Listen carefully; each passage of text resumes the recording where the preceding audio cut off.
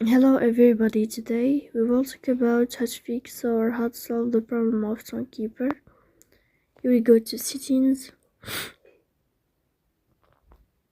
Here you can click on apps, default apps, app settings. On above you can search about Tonkeeper and you will enter here.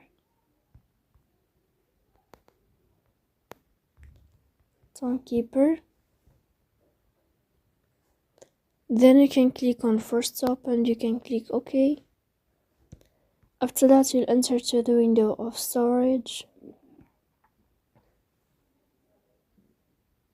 Then you can click on clear cache. In the end you can go to Play Store.